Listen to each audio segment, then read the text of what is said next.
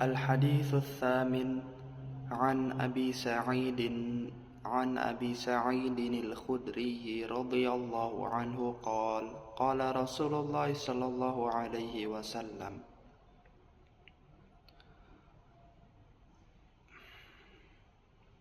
أكمل المؤمنين إيمانا أحاسنهم أخلاقا الموطؤون أكنافا الذين يألفون ويؤلفون، ولا خير في من لا يألف ولا يؤلف. الحديث التاسع عن أبي سعيد الخدري رضي الله عنه قال قال رسول الله صلى الله عليه وسلم: من رأى منكم منكرا فليغيره بيده، فإن لم يستطع فبلسانه، فإن لم يستطع فبقلبه، وذلك أضعف الإيمان.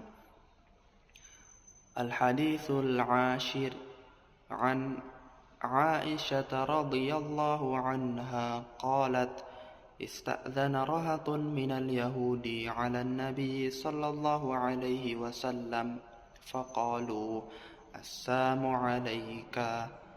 فقلت: عليكم السلام واللعنة.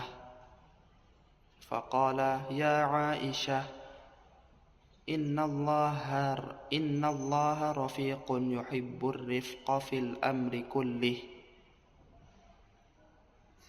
قلت: أولم تسمع ما قالوا؟ قال: قلت: وعليكم. وعنها قالت: قال رسول الله صلى الله عليه وسلم: يا عائشة، إن الله رفيق يحب الرفق،